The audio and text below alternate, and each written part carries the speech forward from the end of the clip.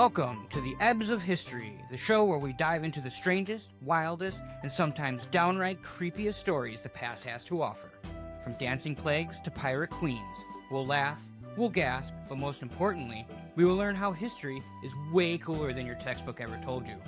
We're your history-loving hosts, Jason, Zoe, and Gavin. where every episode, the three of us will take a quick trip through time, then see what lessons we can still learn today.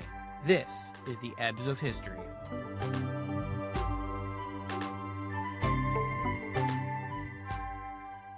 Welcome back, everybody, to the Ebbs of History. How was everyone's week? It was good. How did your finals go? I haven't gotten most of the results back, but I did get my math final back, and in the grand scheme of things, I did okay, but in the math world, I did pretty good, so. How about you, Gavin? How was your last week of school? My week has been pretty good. I've gotten some test scores back. I had a test in math and social studies, which is history. And for the math test, I got 1 point off for 22 points, which I was expecting honestly worse. And for my history test, I think I only got 3 questions wrong, which I was not expecting that. No, you did pretty good from how you felt after you did the test. I remember you telling me that you That's a didn't feel little that you iffy. did. Yeah, exactly. You felt iffy, but it turned out pretty well. It's good. All right. I've had a good week, too. I've been on vacation from work for the past 2 weeks, which has been really nice. So going back in a couple days. Anyway, you guys want to get started on today's topic? Oh, yeah. I would love to. Picture this. You're walking to school on a chilly January morning in Boston. You've got your coat buttoned tight, your boots crunching through the snow, and suddenly you hear a low rumble. Then, out of nowhere, a wall of molasses, 15 feet high, barrels down the street like a slow-motion tsunami. You heard that right. Molasses. The sticky stuff you pour on your pancakes. And this isn't just some cartoon scene. It really happened. This is the Great Molasses Flood and one of the strangest and stickiest disasters in American history. Have you guys ever heard of this? I think I remember hearing a little bit, but nothing in depth.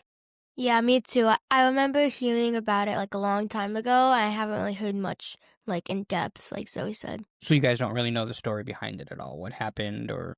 No. Okay. All I know is just molasses flood in Boston. All right, well, January 15th, 1919. We're in Boston's North End, a very busy neighborhood full of Italian immigrants, bakeries, docks, factories, and home of the best cannoli I have ever had in my entire life. Shout out to Modern Pastry Shop. On the waterfront stood a huge steel tank, 50 feet tall, 90 feet around, full of molasses. Imagine the dirt part of a baseball diamond, but as tall as a 5-story building, filled with molasses. Just massive. Why would they need that much molasses? Who needs that much? What are you going to do with it? We'll go into that. Before I go any further, though, do you guys know what molasses is? Isn't it just like a really, it's almost like a thicker syrup? Okay, and Right. Gavin, do you have any idea? All I really know is that it's thick and it's sticky. All right, so thick, you guys both got that for sure. Molasses is a thick, sweet, dark syrup that is left after sugarcane or sugar beets are boiled and the sugar crystals are removed. Besides being poured on your pancakes, molasses is used to make alcohol, is an important ingredient in gunpowder and many other uses at the time. So this tank held 2.3 million gallons of molasses, more than enough to fill 2 Olympic swimming pools. What do you think weighs more, water or molasses? Molasses. Yeah, definitely molasses. You're right. Molasses, for sure. So 2 swimming pools of molasses is going to weigh so much more than 2 pools of water, right? Estimates are that the tank was holding 13,000 tons of molasses. That is 26 million pounds, equivalent to roughly 260 blue whales Oh my gosh. in one tank. Now, this tank belonged to the Purity Distilling Company. As companies are wont to do, they built the tank on the cheap, and it wasn't constructed very well. It leaked. The locals complained for months about the sweet syrup dripping down the sides. Kids in the area would even bring cups to scoop up the leaking molasses like it was free candy. The tank leaked so badly that the company eventually painted the entire tank brown just to hide the leakage. Wow, way to hide that Cheapskates. up. Right? Ultimate cheapskate. Right? No. Instead of fixing it, let's just paint it and make it look like it's supposed to be like that. All right, back to January 15th, 12:30 p.m. The sun is high above. The tank begins to shake. Rivets start to shoot out of the sides of the tank at the speed of a bullet. It sounded like a machine gun. A loud thunderclap is heard that shakes the entire area like a bomb had been dropped. The tank had burst. People thought America was under attack. With machine gun fire and bombs going off, what else were they to think? This is the middle of World War I at the time, or they called it the Great War. Then the machine gun fire stopped. A deep grumbling sound replaced the bombing. However, the ground began to tremble even more. Then out of nowhere, a 15-foot high wave of dark, sticky molasses rushed through the streets faster than a horse could run. At 35 miles an hour, the thick wave swept away horses and wagons, knocked buildings off their foundations, picked up trucks, and threw them hundreds of yards. The wave even knocked an elevated train off of its tracks. It's a real pickup truck.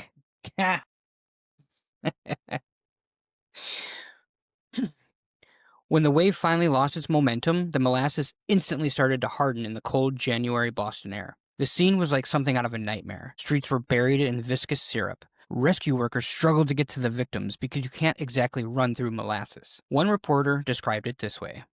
Molasses, waist deep, covered the street and swirled and bubbled about the wreckage. Here and there struggled to form. Whether it was an animal or a human being was impossible to tell. Only an upheaval, a thrashing about in the sticky mess showed where any life was. Horses died like so many flies on sticky flypaper. The more they struggled, the deeper in the mess they were ensnared. Human beings, men and women, suffered alike. First on the scene were 116 maritime cadets that were docked just a few blocks away. The Boston Police, Red Cross, Army, and Navy personnel soon arrived also. Some kept curious onlookers away so as to not have any more sugary victims. The rest began tending to the injured. People worked through the night trying to find victims. After 4 straight days and nights, they finally called it quits. They had saved all that they could. Some of the bodies of those that did not make it were so glazed over by the molasses that they could not be recognized. Others swept into Boston Harbor and weren't found until 3 or 4 months later. When it was all over, 21 people had lost their lives, including 2 10-year-old children, and about 150 were injured. Now, cleanup time. How do you think you can clean up a layer of this molasses from the streets of Boston? Well, you definitely can't sweep it up. That's true. Maybe like apply heat so it defrosts first and then try and make it almost like mix it with something else that can help it just be almost like a water so it can just run into like a dam or something. Into the harbor that's right there? Yeah. Yeah, that's one way. Gavin, any ideas? Yeah, definitely they'd like kind of defrost it. Well, crews use salt water from the harbor. They used a fireboat, sprayed salt water up onto the streets from the harbor to wash away the molasses, and they also used sand to absorb it. So you guys were right, in a way. The cleanup in the immediate area took weeks, with hundreds of people helping. It took longer to clean the rest of the greater Boston area and its suburbs, though. Think about it. What happens when you step in a puddle? Your next step isn't dry. Your next several steps are wet until the water dries up, right? Well, imagine stepping in molasses. It sticks around much longer. Rescue workers, cleanup crews, and sightseers were tracking molasses through the streets and spread it to subway platforms, to the seats inside trains and streetcars, to pay telephone handsets, into homes, and to countless other places all around Boston. And it just wasn't the streets and homes. The harbor itself was affected too. Countless fish died, and the harbor was still brown with molasses until the end of that summer, 8 months later. Long after it was all cleaned up, Boston streets and even the harbor still smelled faintly of molasses. There are some say that they could smell the sweetness decades later. Wow, that definitely has a long-lasting impact. Decades, they say. I don't know if that's true. It might be apocryphal. Like an urban legend. Like an urban legend, yes. When your mother and I were there a couple months ago, I didn't smell anything because all I smelled was pastries from the amazing pastry shops around there. Well, it's been 100 years. Like, by decades, I don't think they meant 100 years. That's true. You know, it might be like 2 decades, 3 decades, you know? So what went wrong? Remember when I said that the company had built the tank on the cheap? Well, investigators found that the steel walls were too thin for the size of the tank and the product that it was holding. The rivets weren't large enough, nor were there enough of them. During the building process, the builders hadn't even tested it properly, or at all. They just filled it up and hoped for the best. When winter came, the cold air made the molasses thicker and heavier than normal. So on the morning of January 15th, after a brutal cold snap the day before, where the temperatures got down to 5 degrees, the weather started to warm up. Today's high was 40 degrees, so that, coupled with a delivery of warmer molasses being poured on top this particular morning, caused the pressure inside the tank to start to build, and boom, it went. At this time, the company was trying to outrace prohibition. Here's the answer to your guys' questions from earlier about why would you need so much molasses. The 18th Amendment was days away from being ratified, so the company was ignoring all warning signs in order to get some more alcohol made before prohibition took effect. The investigation found that the company neglected basic safety tests while overseeing construction of the tank, such as filling it with water insufficient to check for leaks, and ignoring warning signs such as groaning noises each time they filled it. The combination of poor design, no testing, and ignoring any and all warning signs made this disaster almost inevitable. In the wake of the incident, 119 residents brought a class action lawsuit against the company. It was one of the first class action suits in Massachusetts and is considered a milestone in paving the way for modern corporate regulation. The company tried to blame anarchists, saying someone had bombed the tank, but that just wasn't true. The real culprit was their neglect. After 3 years of hearings, the company was found responsible for the event and ultimately paid out $628,000 in damages. Adjusted for inflation, $11.7 million today. That's just, Wow. it's a lot, but it just doesn't seem like a lot. You know, like I feel Yeah. like We've definitely heard bigger numbers. exactly. Relatives of those who were killed reportedly received around $7,000 per victim. Adjusted for inflation, that's only $131,000. Your loved one died because of the neglect of this company, and you only got $131,000. It's just the company got off easy, is what I'm saying. Yeah. It's kind of corrupt. Yeah, a little bit. However, because of this, many laws and regulations governing construction were changed as a direct result of this disaster, including requirements for oversight by a licensed architect and civil engineer on all building projects. The government saw that when companies are left to their own devices, they don't think about anything other than money. Any thoughts? Like connection thoughts or just like in general? Just thoughts in general, just about story. Pretty cool that it was the first class action lawsuit and that paved a way for Yeah. all the future class action lawsuits, I guess. Not future class action lawsuits, laws and regulations surrounding the Yeah. building of things.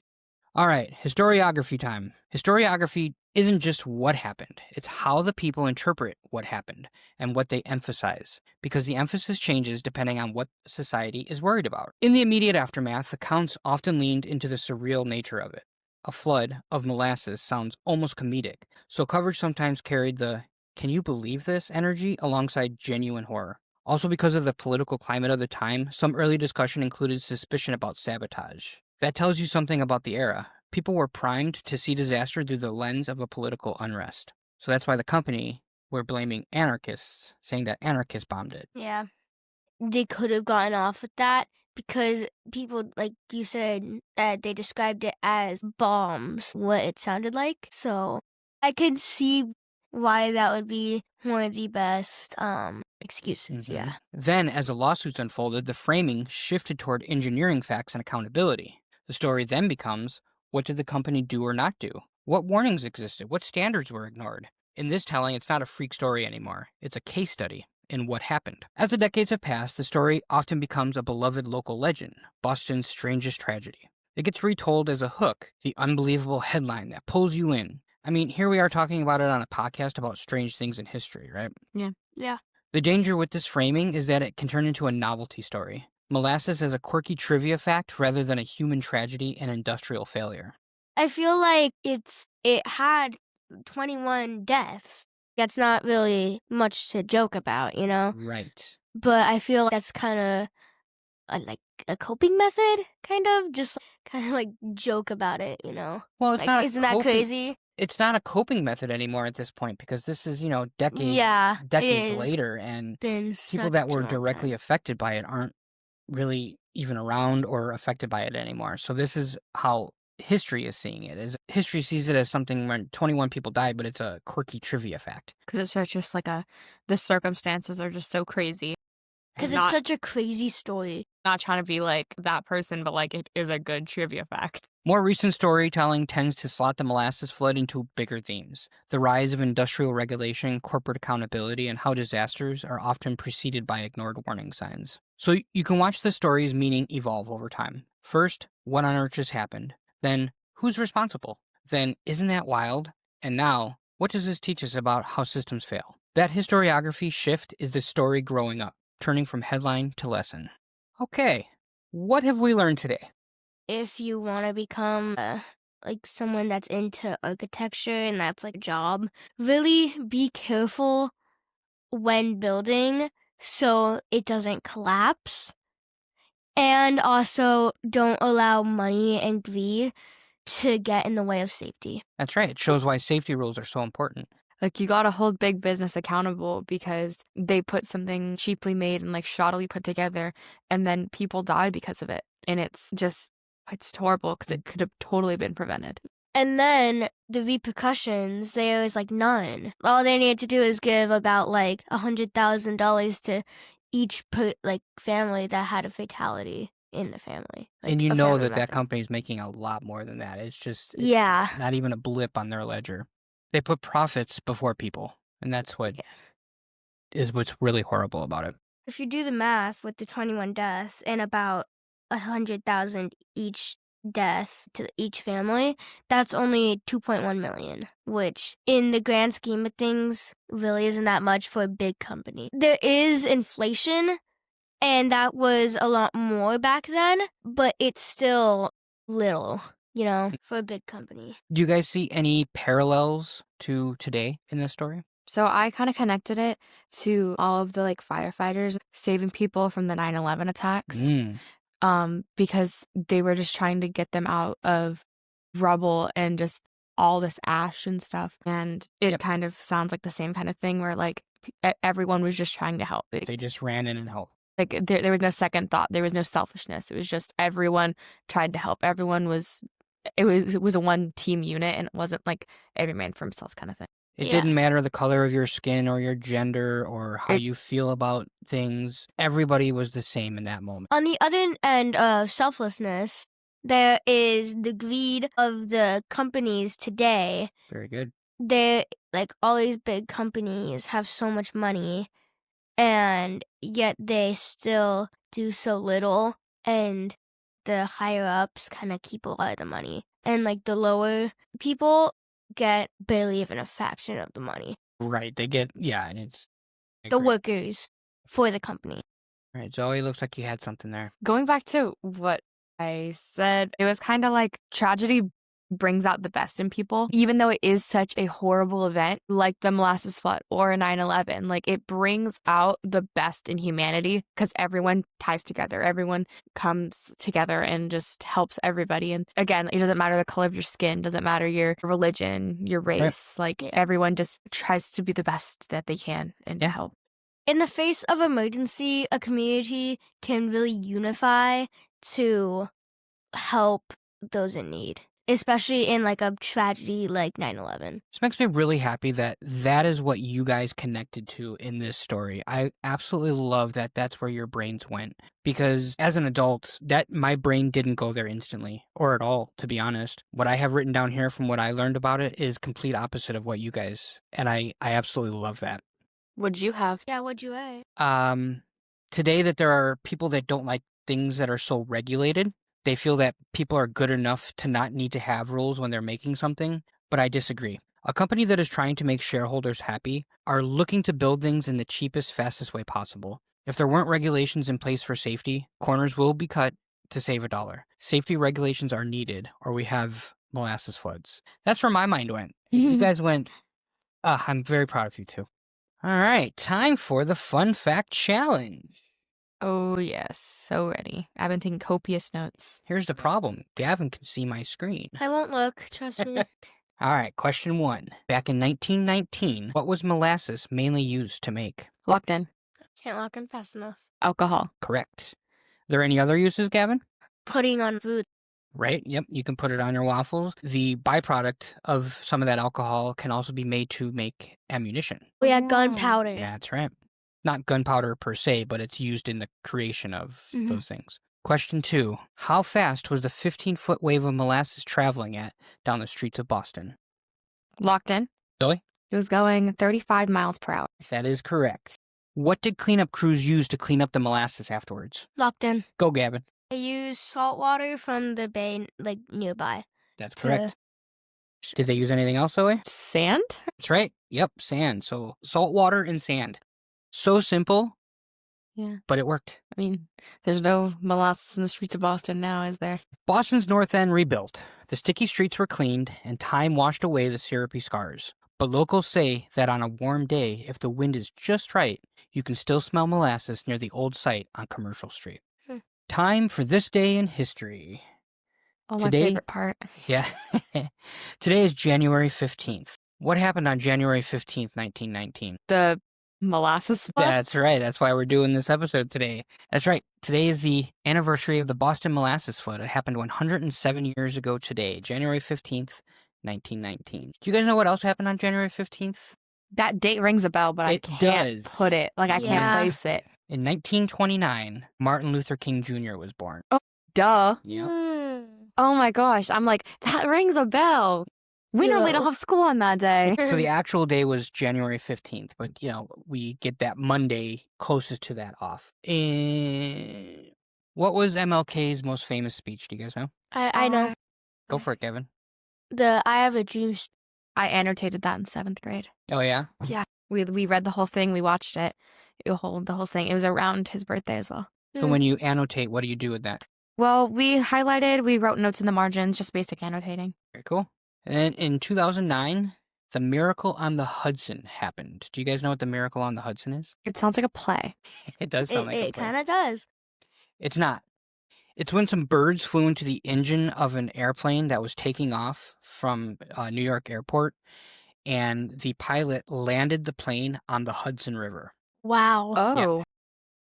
On this day in 2009, a potential disaster turns into a heroic display of skill and composure when Captain Chelsea Burnett Sullenberger III, That's also a known, name. right, also known as Sully because it's way easier, Yeah. safely lands the plane he was piloting on New York City's Hudson River after a bird strike caused its engines to fail. That is like a perfect example of performance under pressure. Absolutely. And I've seen some things about it since then, and everybody says that was nearly impossible.